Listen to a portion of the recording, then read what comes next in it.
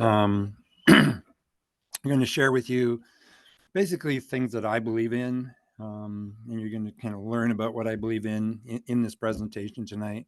I'm going to take you on a journey through time of the last 15,000 years here locally, and including like basically right where we're standing. And we'll talk about different aspects of that. I was told to come up with a catchy name. So we came up with from polar bears to no bears. When's the last time you saw a bear in Glencoe, right? Yeah, there used to be lots, but and so I'm sharing with you my belief in First Nations land care and how that affected the landscape, and then what's happened since the arrival of Europeans. Okay, and so it's kind of not a good news story. And at the end, I'm going to talk a little bit about what we can do and where the future lies in restoration and things like that. Okay, and I'm going to spend a little time covering a section on our rare Carolinian tree species, just to introduce you to some of them that you may not be familiar with. Okay, so there's a picture of a black bear. And that's not in Middlesex County or Cantor Lambton. That's actually up by Rainy River. A picture that I took. Okay, the history of our local forests and landscapes with a focus on Carolinian species and ecological restoration. So we're going to start back to the last ice age. And I like to say that in this image here, this is the development of the St. Clair River. And these two people are in Point Edward wondering if anybody's home over in Port Huron. Okay, so that would be like the development. So, but that's what this landscape looked like 15,000 years ago. We had about a mile of ice. Okay, so right here, there was a mile of ice and snow. No trees, no forests, no nothing. Okay. And so over time, as the climate warmed, that started retreating. The great ice shield started retreating, moving back to the north. This is an image showing about 14,500 years ago and where the Great Lakes are going to be appearing from underneath that great ice shield. Okay. And then in these two images, we're talking about the retreat now and at different times in history. Okay. So the one on my left, is that on your left too, Ross? The one that says 10,000 years ago. Okay, the gray one shows where the ice field was at that time, about 10,000 years ago. And then below that, you had tundra, and then boreal, and then mixed forest, and then deciduous forest. So 10,000 years ago, right here, we were in the boreal forest. And if you've been up to Cochrane or Nakina or someplace up north, you know what the boreal forest looks like, right?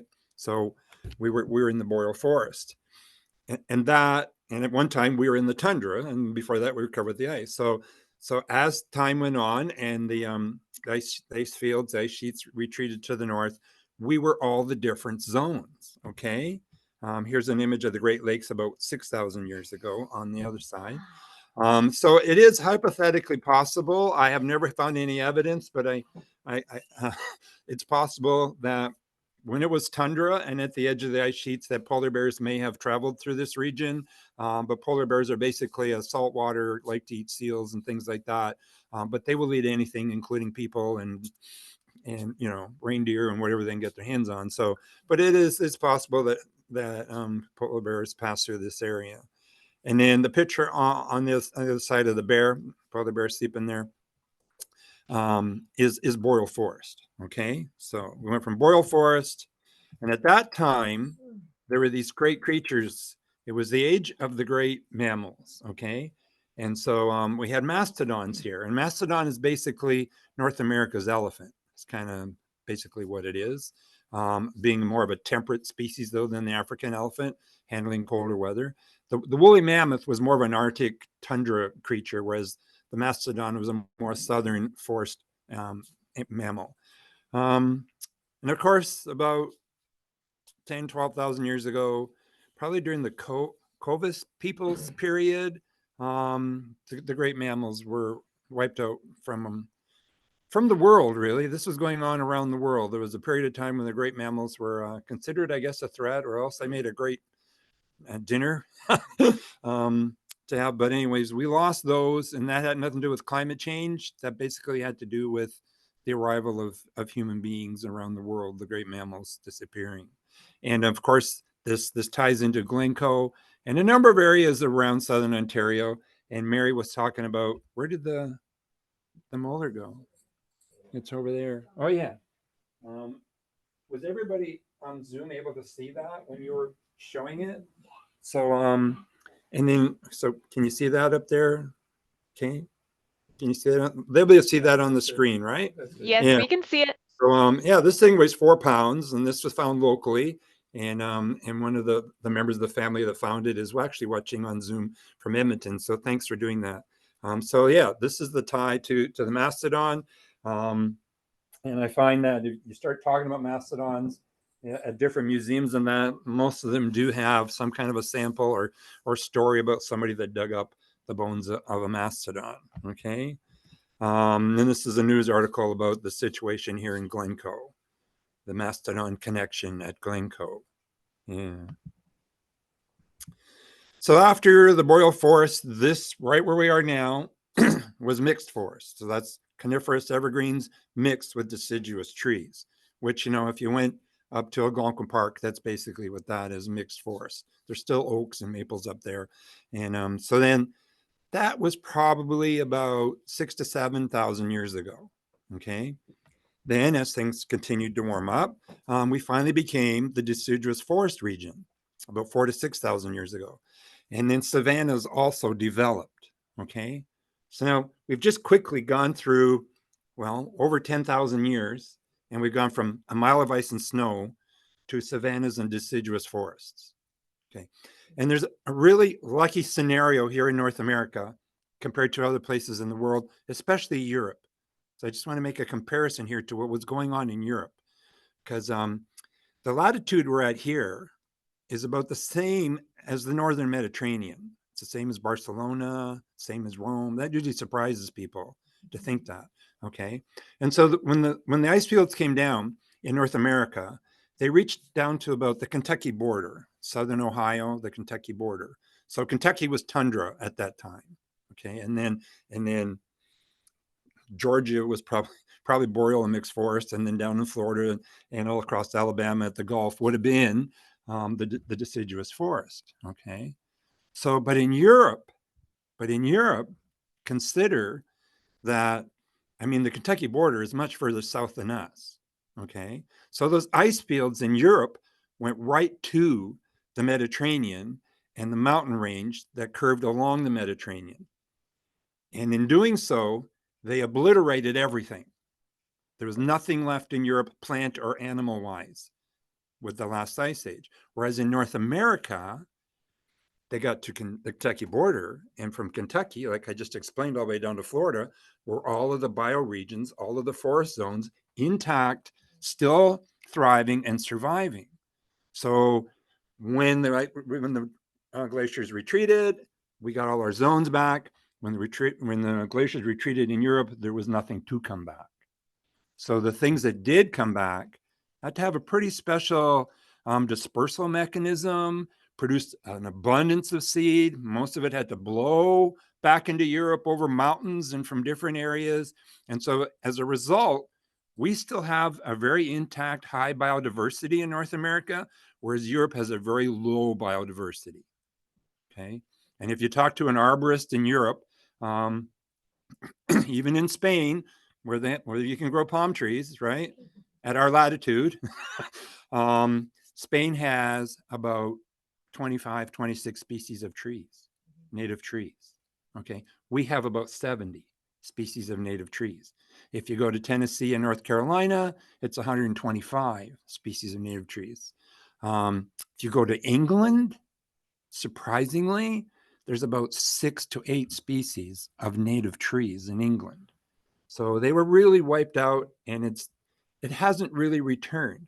But now, having said that, with globalization and exploration around the world, guess how many trees are growing in England now, species-wise? About 800. 800. Most of them were originally in, botanical gardens and arboretums and in private collections of the noble and the rich and that sort of thing. But they always escape, right? Everything escapes. And so England now is quite a diverse variety of native plants and trees compared to what it would have been without that sort of impact. And we're going to talk about that kind of impact here too. So we became the deciduous forest with a lot of savannas around 4,000 to 6,000 years ago. Okay. Then came the deep, dark woods. The deep, dark woods. This started happening around the 1600s and into 1800. Our forests got really dense, big trees with a lot of dark shade, and that was a change. Okay. Before the deep, dark woods, there was a managed open landscape. Okay. A managed open landscape. And we know this. And who was managing that open landscape? Right? Our First Nations people, the Native Americans, were managing that open landscape. They wanted an open landscape because it provided things for them that they needed in their daily lives. Okay. And it provided things like foods and medicines, these open habitats, these meadows and that. And it also provided for huge herbivores like bison and elk and things like that, which was a good food source. And they used every part of these animals, right? They used every part when they harvested an animal. Nothing went to waste. And so they maintained these open landscapes to benefit themselves. But it was really in harmony with nature, okay? Because they actually, like Mary said earlier before the introduction about we are nature too, and we're part of nature. They were such a part of nature. They benefited biodiversity. They supported life so well and did it for thousands of years. Thousands of years, okay? It was to their benefit too, but it was always a positive effect on nature, on things like that. So we know that there was these open managed landscapes. When you search into the diaries and notes and historical records from people like Samuel de Champlain, La Salle, who traveled up the Great Lakes, built his boat, the Griffin, somewhere below Niagara Falls or above Niagara Falls, and then sent it all the way into Lake Huron, where it got lost in a storm somewhere in Lake Huron. So we have notes and records. Also, Cadillac is another one. He had 2 journeys, and we're talking about the 1600s here. La Salle was like 1670. Cadillac was 1694. Champlain before that. And so they were still seeing the results of the land care of the First Nations peoples. Okay. And in their notes, they talk about things like vast meadows with allays of fruit and nut trees, with massive herds of stags and enormous beasts, and things like that. Had really interesting names to call things, but at that time. So they were talking about huge herds of bison and elk. They talked about the passenger pigeon. They talked about wild turkeys and other game birds, and that there was a lot of open meadow habitat with lots of flowers and all that. So we have that historical evidence from the late 1600s and early 1700s. And the Great Rewilding started in the 1600s. So it was just kind of getting going at that time. Okay. So Cadillac had two journeys into the Great Lakes region, one into the Mackinac area and one into the Detroit area. And so maintaining the open landscape was the job of the land care job of the First Nations people. Okay. Now the key word here, and it's something it took me a long time to get my head around. The key word is maintain. They maintained an open landscape. Okay. They didn't have to come in and cut down 6-foot diameter trees and open a landscape. They maintained it, and this was possible because they were here 9,000 years ago. They were here when it was tundra. And we have evidence of that. There's evidence in Lake Huron of a great wall, and it runs kind of like from Bayfield over to Lexington, Michigan, down in the bottom of the lake, because the lake wasn't that big at that time, that many years ago. So we have evidence. And on Walpole Island and other First Nations communities, they have all kinds of evidence that they've been here for 8,000 to 10,000 years. So they were here when it was a totally open landscape. And all they had to do was maintain what they wanted to be open. They didn't have to clear any woods. They just had to prevent it from growing. So that was their land care that provided those open landscapes that they needed and benefited from. They used fire, and actually there was fire, natural fire too, from lightning that helped them. And there was a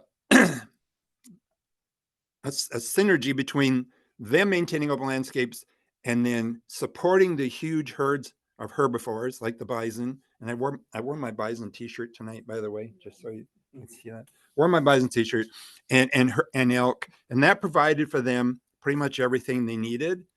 And the bison and the elk also maintained the open landscapes. There were a couple of keystone species, we'll talk a little bit more about that later, that have a bigger effect on a landscape than most species do. Okay. So bison, now I have no evidence that there were bison in Ontario, except that the current American bison as we know it in Ontario.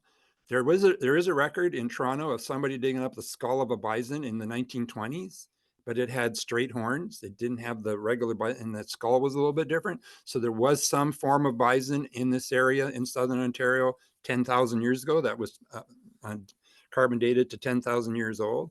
But on the other side of the Detroit and St. Clair rivers in Michigan and in Ohio and Indiana, there were bison. Not a lot, I don't think, but there were bison, because bison prefer mixed grass prairies more than tall grass prairies. Mixed grass prairies have higher protein levels than tall grass prairies, apparently. And a big beast like bison needs a lot of protein. So I'm really keen on bison, and I've actually taken trips to Saskatchewan and Montana to see herds of wild bison. There's about 600,000 bison in North America now, but 350 to 400,000 of them are on farms like cattle, and they're going to be going to the slaughterhouse. So the native land care truly influenced how our forests would develop. They were controlling how they would develop. And so they created a much more biodiverse, much more variety in landscape by doing that. And that resulted in a much more biodiverse list of species of everything, plants, animals. So it was a benefit to Mother Nature for them to do that. And they did that for thousands of years, right? Thousands of years. So we've gone from snow and ice to deciduous forest and open landscapes. And then the Spaniards arrived. And we know who arrived in 1492 in the Caribbean and in Mexico. And then shortly after that, more Spaniards to Florida and the Gulf Coast. And they brought with them diseases that no human being in North America had ever been exposed to before. Okay. Smallpox, measles, mumps, things like that. And that obviously, as you know, had a devastating effect on the population of the First Nations or Native Americans, however you want to say them, indigenous people, whatever name you want to use. It's a struggle for me to find the right name because everybody's got a different opinion of what you should be saying. Okay, so and because of commerce and trade, now here's the thing you have to really understand, and you probably wouldn't even guess this, is how many people, how many humans were in North America in 1492? And the answer is, according to genocide.org, about 30 million. 30 million. There's also estimates of 50 and 60 million. Okay. So I think 30 million is one of the lower estimates I've seen. That is the same population at that time as Europe, 30 million. And yet the Europeans came over here and said, hey, nobody's home. Let's put up a flag. It's ours.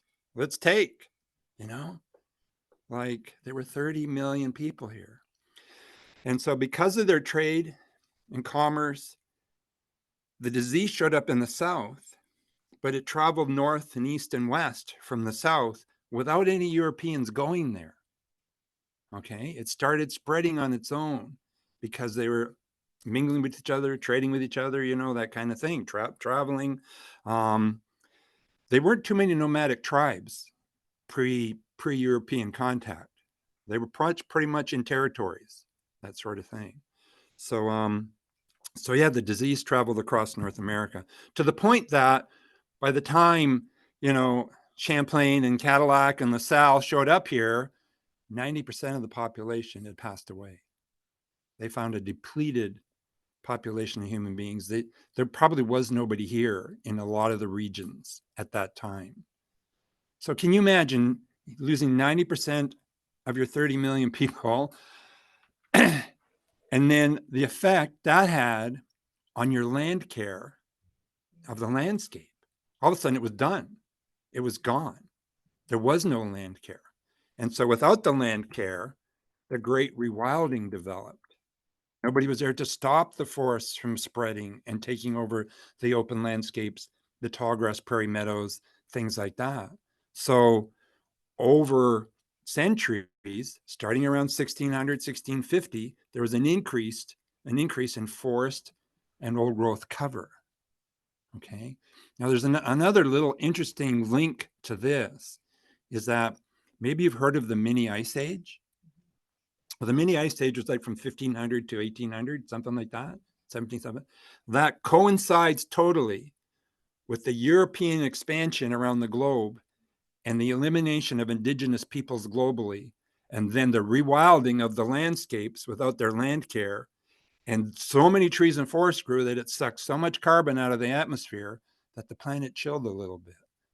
That's a theory. That's a theory, okay? That's why that happened. And then after the great rewilding and the forest became thick and dense with now 6 and 7 and 8 foot diameter trees, pioneers showed up about the early 1800s in this area. I don't know, 1810, 20, 30s, something like that. I mean, those explorers were here in 16 and 1700, but actual settlement didn't happen in southern Ontario until the early 1800s. And by then, there was the deep, dark forest. And of course, they assumed it always was the deep, dark forest, right? I mean, why would they think any differently?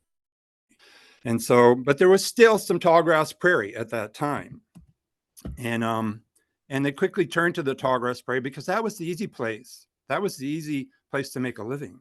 You had an open landscape, you had great herds of animals, and it was easy. These are two bison. That is a pile of bison skulls at Detroit. I forget what they used them for. They used them for something. And so they took that bounty. They took the bison, they took the elk, and they took the passenger pigeon as an example too. And there were billions and billions of passenger pigeons. And some of them, one of the last stands for them was in Michigan, actually. And there was a great effort in the 1800s to try and save the passenger pigeon in central Michigan, but of course that failed. It's one of those gregarious species that needed to be in the big numbers, the billions, for their ecology to function properly. And when they were reduced to small numbers, it just wasn't working for them anymore. And anyways, there was a period of time where it's been written in a number of books that no man, woman, child, or magistrate or anybody could resist the fun of shooting pigeons out of the sky. Just shooting the sky. See how many you could shoot. And they did it day after day, And so so it really stuns me to think that First Nations people lived for thousands of years with millions of bison and billions of passenger pigeons. And Europeans show up, and in a few decades, in the numbers of just thousands, wiped out the passenger pigeon and nearly wiped out the American bison. Like, that just stuns me, that the difference in a culture and a mindset, that somebody lived in harmony with that and benefited that. And there were 30 million people in North America. It wasn't like there was only a few of them. You know what I mean? So, and then a few Europeans show up, but in the Midwest, there weren't very many compared to the East Coast. So it just really stuns me that sort of thing happened. And then, of course, they took those tallgrass prairies. These are actually not pictures of tallgrass prairies, but because all you had to do to farm in a prairie habitat was drop a match and get out a plow, whether you had an oxen or a horse or a tractor, and you were in business. You were farming. And you didn't want to go to the deep, dark woods of the 6 foot diameter trees, right? But after they took all the tallgrass prairie, then they did turn to the deep, dark woods, and they started taking that too. And they took a lot of it. Like I think Here in Middlesex, you have about a 13% forest cover. Lambton's 9%, Chatham-Kent's 3.5%. I gave a presentation in Kingsville yesterday, and I said they were 5%, and no, we're only 3%. And I'm like, well, okay. So it's very, very low. So yeah, we did a lot of that clearing, and we did a lot of that very early on too. And so the taking of the local forests was a big business, okay? And it was a big job, but it was also big business. And then that started the opportunity to start farming in areas that had forest cover too. So there's a ship in the St. Clair River, there's a sawmill, there were sawmills all along the rivers, there were sawmills along the lakes. It was a big business. And here's a couple of pictures of London and Sarnia, circa 1900, okay? I think the pictures are actually late 1800s. Do you see any trees? There's some little ones, not very many. I mean, those were clear-cut areas. We are probably standing right now, well, we are standing right now in a clear-cut forest area. You know, if we were here 400 years ago, there's probably too many trees in this room for us to sit and have this meeting. You know, we're always in a landscape that's been impacted so much, and we don't ever consider it in our daily lives, right? We don't consider that this is a clear cut, but those bad guys in Brazil, they better stop doing that, right? But we live in clear cuts. That's a picture from Front Street, looking kind of northeast in Sarnia. The river's behind. I don't know how this picture was taken in the 1800s because it's taken from a high angle. And I could go to that same spot today. I'd have to use a drone to get that angle. I don't know how they got that angle. And take that picture, and you'd hardly see a building. It would look like a forest. You know, so we can make a difference. We can make an impact by planting trees, right? Those, in fact, right in that picture on Christina Street, right about in the middle of it, there's one, but there were 3 very large tulip trees. Well, they weren't there in the late 1800s, 1900s. They weren't there. They're not in this picture, unless there are a couple of those little things down there. I don't know, but I always assumed those trees had always been there when Sarnia got developed and grew, but this picture proves that they were not there at that time. And there's London. There's nothing showing behind London there. So when I go to museums and historical places and I look at the pictures, I'm not looking at the buildings. I'm not looking at the architecture, you know, I'm looking at what's behind the buildings, what's in the background, what's the landscape. And I'm always just like blown away by there's nothing behind the buildings, basically. Yeah, it's because it was quite clear cut. Yeah. So I'm going to use this as an example. Okay.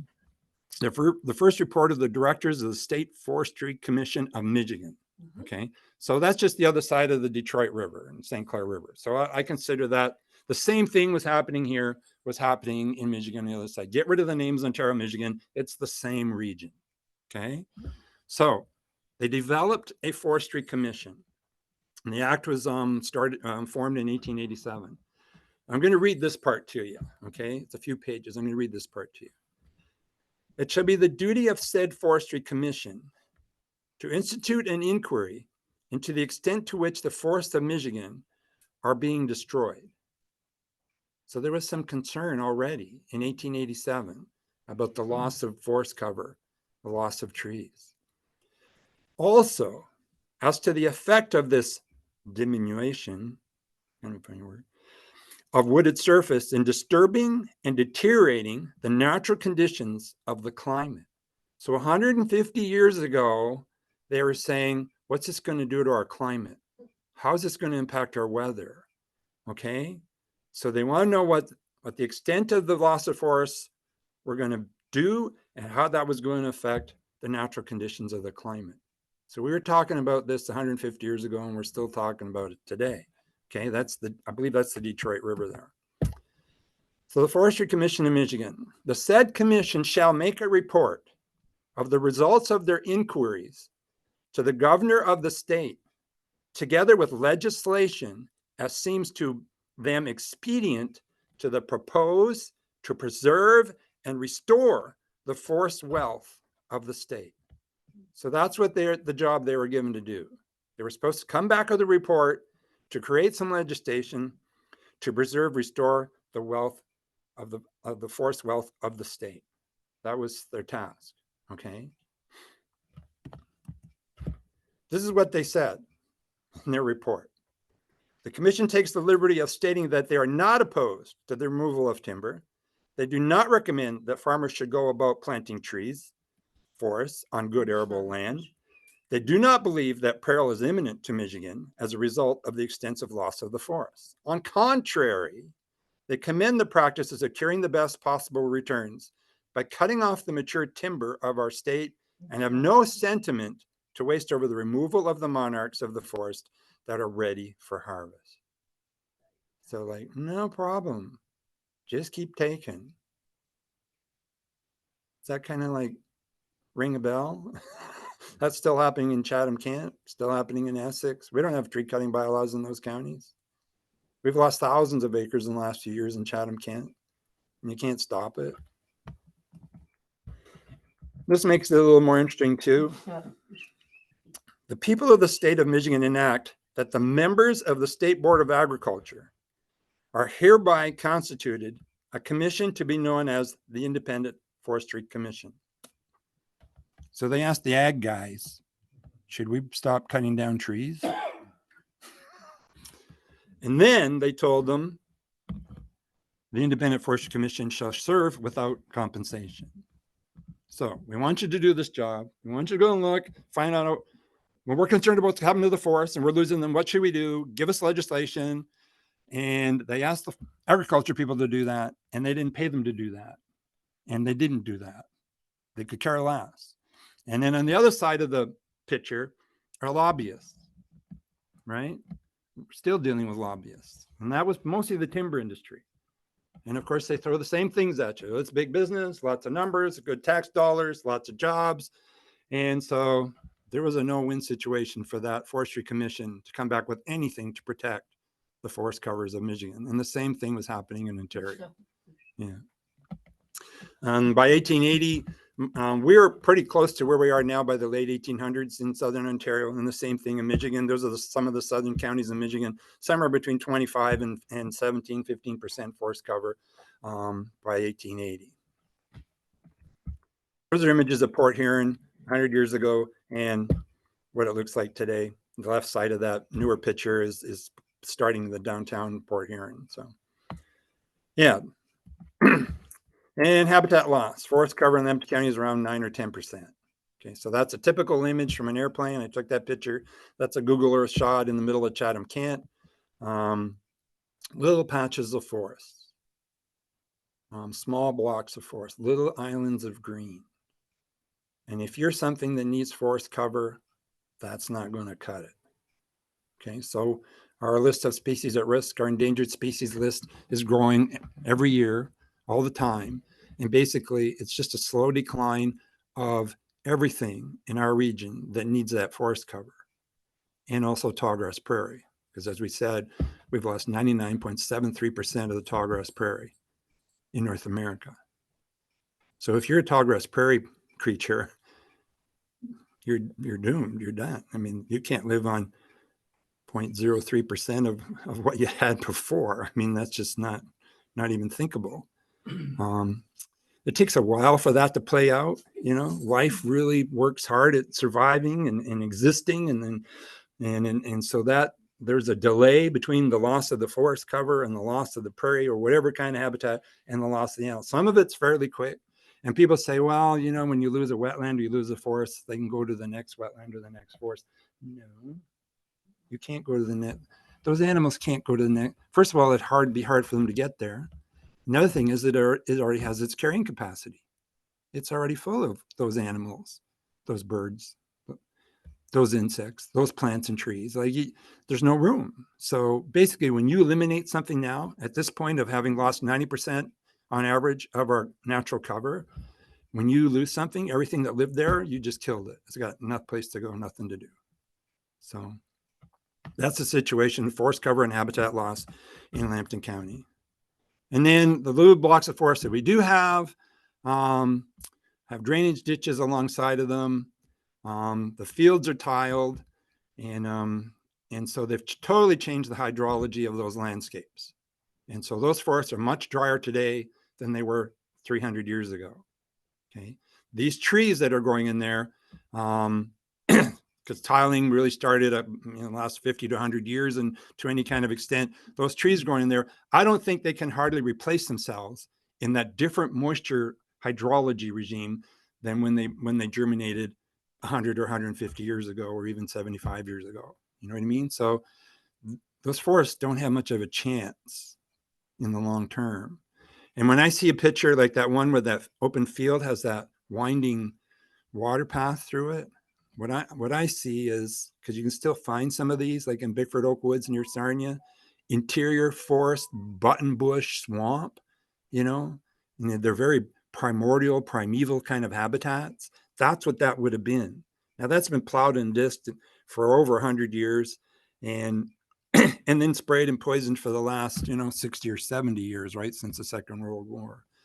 So, but that's what I see there. There would have been wood ducks and great blue and heron rookeries and beavers and all kinds of amphibians living in that kind of habitat. And all a farmer, and I'm a farmer, all a farmer would see is poor drainage, right? Habitat loss now enters the alien invaders. Okay, so this is all part of our history. It's a little more closer than the Ice Age kind of thing, but this is all part of our history because this goes back over 100 years too. Enter the alien invaders. You see that little alien guy there? Do you know who he is? Everybody know who he is? That's the emerald ash borer. Okay. What year was it? Windsor, Detroit. It radiated out from Detroit. Was it 2001, 2002, summers around there? Millions of ash trees have been lost to the emerald ash borer. And there's a picture of that tree on my right. Is that on your right too? Okay. And that's usually what you see happen. The tree dies, but the roots and the stump keep trying to that fight to exist, right? Sending up new shoots. Oh, we're gonna recover, and then the borer just kills the whole thing. And we've lost a great portion of our forest cover, even though the forest cover was still there. But there are woods in our region that were at least 50% ash, most of them are like 20, 25, but it was a very common tree. And it was probably a common tree because it replaced any gaps that the elms had when we lost them. And if you're on sandy or lighter soil, the American chestnuts, when we lost them. Okay. So those are great losses. This is an image of Mandamin Woods that Lambton Wildlife owns near Sarnia. Those are all ash trees laying on the ground. It's a very interesting thing, okay? So this picture on the left is an oak and a dead ash tree. Picture on the right, I don't know if you can see it on the TV screen. Half of that woods is gray with dead trees, and that was ash. That image, half of that image is gray from dead trees. I took that picture. I hired a plane and I flew around and took pictures of these things. If you flew over that bush today, it's all green. The dead trees have fallen. They're laying on the ground. The finer, smaller branches have rotted away. Vegetation has covered that and filled in that gap, but it's not trees. Some trees, it's a lot of more sun-loving things because there's an opening gap. And all of a sudden, even Phragmites is starting to show up in the middle of these woods, and the different raspberries and elderberries and things. That's what fills in those gaps. And I've seen pictures taken over like 40 years of when a tornado wiped out a block of woods in the States, and they took a picture every 10 years for 40 years. And it took, and the guy just happened to have a picture, and that's why he did this before the tornado. So here was the example of the forest, the clearing, and what came back. And it's not the same thing that you lost with the tornado or with the emerald ash borer. So that's very interesting. So when we lose something, it's very, very hard to get it back. This is all very concerning, right? I mean, just consider all of these diseases and pests. Chestnut blight, Dutch elm disease, emerald ash borer, flowering dogwood blight, Japanese longhorn beetle, butternut canker, thousand cankers disease, oak wilts, hemlock woolly adelgid, beech bark blight, and now there's beech leaf blight. And I got to add another one to the list. I just learned about a couple of weeks ago, called the elm zigzag sawfly. Another introduction from beyond that is defoliating what small young elms develop in our landscape. In Eastern Ontario, it is rampant everywhere, totally defoliating trees. So the last of the elms that are struggling and growing to a size to produce some seed are now getting hit by another pest, the zigzag sawfly. And it's been found all the way to London, so it's coming. It's on its way here too. The only one of these diseases and problems that we don't have here yet is the thousand cankers disease. And that attacks black walnuts. And in the States, it's $1 billion industry. And they've been fighting it. And it's now in Ohio and Pennsylvania, and it's moving north. So this is really very concerning bad news for our forests and for our tree species, all of this. And this is part of our history, right? We introduced these things: globalization, progress, growth, wealth. Yeah. And along with those losses came the extirpations and extinctions of things. When's the last time you saw a lynx in South Middlesex, right? Well, you can't see a passenger pigeon because they're extinct. The last one lived in the Toledo Zoo. Her name was Martha. Did you ever hear about Martha? People used to go and look at Martha. There were billions of them, you know, and that's kind of the bigger, you know, macro species that we think about. Everything's in decline. You know, when I first started doing Christmas bird counts, Wallisburg, Walpole Island, we were the redheaded capital of Ontario. We would get 10, 12 redheaded woodpeckers. They're kind of a semi-migrant. There's resident birds. There's birds that go like to North Bay, and they'll migrate south. But we haven't had a redheaded woodpecker on a Christmas bird count in Wallisburg for like 12 or 15 years. Like they're just disappearing. Flying squirrels, southern flying squirrels are a species at risk. Cerulean warblers, scarlet tanagers, all these things are in decline. Cerulean warbler is a threatened species. So when you lose habitat, you start to lose all the species that go with it. As I was talking about, whether it's tallgrass prairie or whether it's forest cover, it's not good news for the animals, right? But of course, they're just, you know, collateral damage for our growth and our progress, right? So that kind of brings me down to talking a little bit about the Carolinian forest zone. And I find this like really special. You know, I'm born in the Great Lakes. I'm a Great Lakes boy. And, you know, if you go from 42 degrees latitude, you know, at east or west, they don't even have a third of the tree species we have. And, you know, we have a lot of really cool tree species. This is the Carolinian zone in Ontario. If you're a gardener, it's basically the zone 6 hardiness zone. That's kind of what it follows. And we have unique species in that Carolinian zone. Lots of different birds, lots of different tree species, lots of different wildflowers, things like that in the Carolinian forest. Okay. A very special place. And we're at the northern fringe of that zone. We only have to get, I'm going to go back here. See, Guelph isn't in it. Okay. They're not in the Carolinian. They're just a little bit outside of it. Not that there's a black line written on the ground anywhere, drawn on the ground anywhere, but because it's, you know, it's obviously varying. But, and maybe these species will continue to migrate, with the exception of, it's kind of hard to do that today when 90% of the landscape is highways, cities, and farmland. How do plants and animals move around now? It really, really restricts their ability to do that. So it's hard for them. So maybe we have to help out a little bit. And that's a whole different topic though. The same thing can be said in Michigan. Okay. See that green area painted? That's kind of like the zone 6. That would be their Carolinian forest. I'm actually giving this talk tomorrow night in Columbus, Michigan. And they're going to have a hoot when I say you live in the Carolinian forest. They don't know what we're talking about here in Ontario. They're like, you guys are crazy. Carolinian forest. 1,000 kilometers, that's 1,000 miles south of here, you know, kind of thing. So some of our Carolinian species include my favorite tree, the American sycamore. Some of them can be so white, very, very white. Some people say, oh, maybe it's a birch, but you've never seen a birch the size of these things and the shape or anything like that. So they're very, very special, unique species. When I was a little boy going to school in Sarnia, there was one in the corner of the schoolyard. And I just had my picture taken with it again recently. And she's about 40 inches in diameter now. That was 63 years ago. Okay. So that tree's got to be over 100. I mean, because it was a big tree when I was in grade 1, right? So that tree's got to be over 100 years old. And so I've been looking at sycamores my whole life. I think I was the only kid in the school that was looking at that tree. And I guarantee I'm the only kid in that school talking about it in 2023. Yeah. There's the sycamore, Platanus occidentalis, one of our largest growing trees. Tulip tree, another one of our largest, probably our tallest growing deciduous tree, the tulip tree, having flowers that look like tulip, right? Yellow and orange. Here's some old growth tulip trees in Joyce Kilmer Memorial Forest down in North Carolina. I've been there 3 times. I don't know if I'll get back, but boy, what a treat to see those big 350-year-old tulip trees. Just amazing. Sassafras, there's another Carolinian species. I really prefer sand. You can try to grow it in clay. I have for years, and none of them have survived.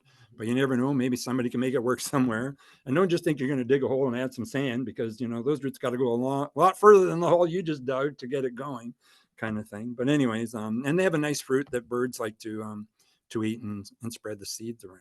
Right? Honey locust, that's another Carolinian species. They have big thorns. The true wild honey locusts have big thorns on them and big bean pods, that sort of thing.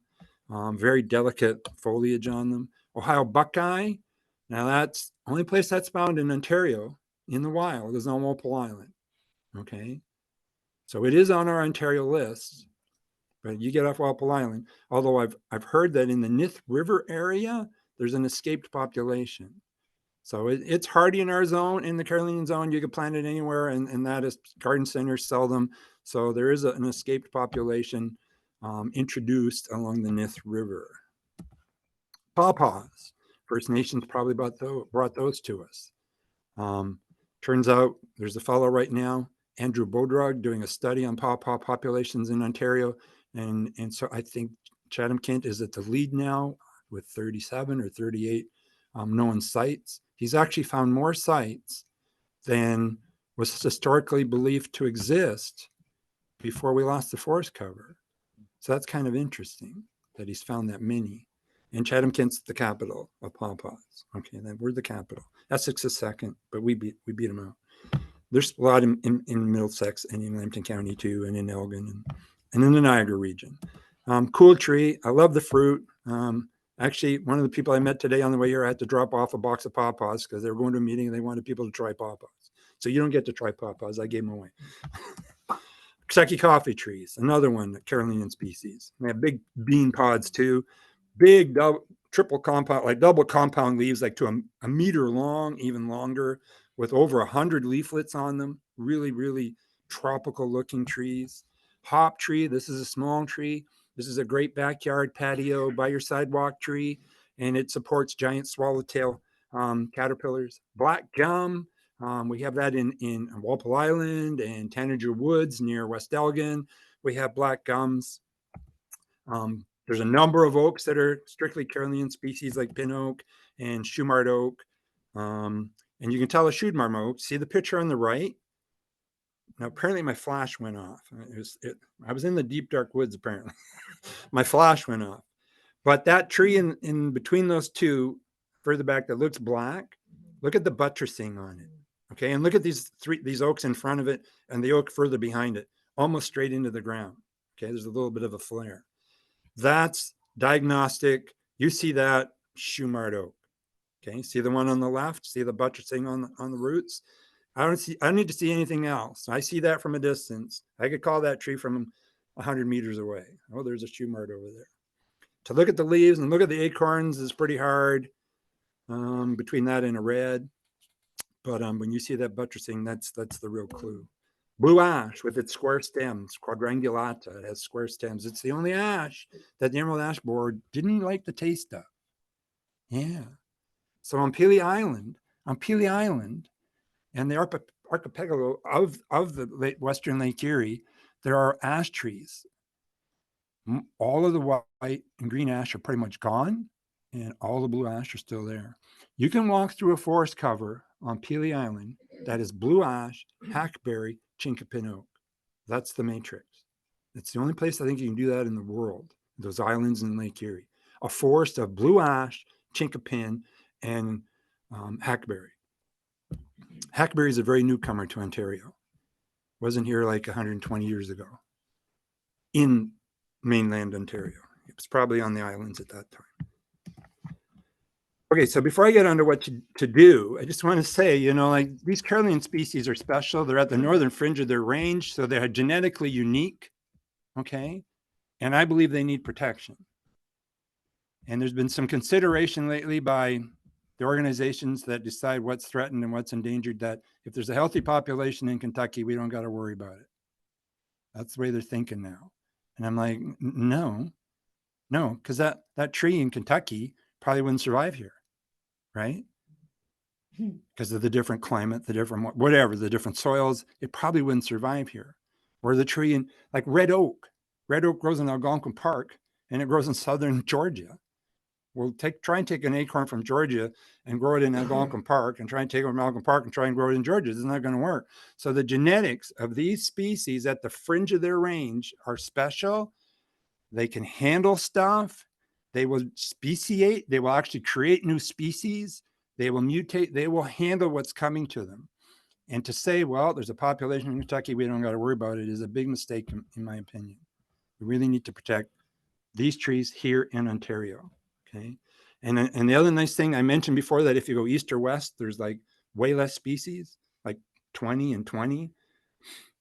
And if you go to Alberta and you start talking about pawpaws and sassafras and black gum, tulip trees, they're like, this guy's making up names. Like, that can't be real. But those are common trees here in southern Ontario. Really common trees. So I think that's just really special that at our latitude, and that's because of the Great Lakes moderating our climate, right? Because of the Great Lakes. So what do? Well, when we do habitat restoration, we better be planting native trees. Here's a few quotes. E.O. Wilson, we should nurture and grow native species one by one for the deep history they hold with the land. The deep history they hold with the land. Okay? Plant a sugar maple. Plant a silver maple, not a Norway maple. The number one sold tree at garden centers in Ontario, Norway maple. Whether it's a red one or a green one, they're Acer platanoides. It's a Norway maple. Yeah. So got to think native. Don't buy cultivars. See those trees on the left? Those are autumn blaze maples. It's a Freeman's maple. It's a cultivar. It's a clone. Every one of those trees didn't have to be pruned to look like that. They didn't have to be painted to look like that. Every one of those trees is exactly the same tree genetically. And we planted millions and millions of them across North America. You think monoculture is bad? How about monoculture with monogenetics added to it, right? Yeah, very bad. Habitat and ecological restoration. Okay, so here's where I'm trying to bring some good news and some I don't like the word hope. Did you ever hear about hope was left in Pandora's box at the end kind of thing? You usually say, well, I hope something's going to turn out, means you're not going to do anything about it. So I don't like the word hope, but give us something to look forward to, something to do, to try and make a difference. This is the point of restoration. Okay. So why do we engage in the restoration? It's all the things I talked about: the habitat loss, the alien species, the diseases, the climate change and global warming, which we've created a new aspect of recently. Endangered species, poor land management, pollution, poison. Pollution just means poison. The water isn't polluted, it's poisoned. The air isn't polluted, it's poisoned. We got to understand that. Every river, every lake, all the water on planet Earth, except maybe what's coming out from underneath the glaciers in Greenland and Antarctica, is poisoned. Okay? Not polluted, it's poisoned. Ecological restoration can mean anything from passive, just let the forest come back in and do its job on its own, to let's go collect some acorns, turn around and plant them in the field that we're restoring, to creating pit and mound topography that you would find in an old growth forest. I like that. A lot of biologists, ecologists don't. I really like it because I feel it holds moisture on the landscape. Okay. If you have a flat field and you get an inch of rain, the whole field's the same wetness. And 3 days later, the whole field's the same dryness. You put those pits and mounds in it, those pits will hold water for weeks. I've seen those pits hold water all summer into the fall. Amphibians have successfully laid eggs and reproduced in some of those pits. And this is at Sydenham River Nature Reserve near Alliston. Very successful for amphibians.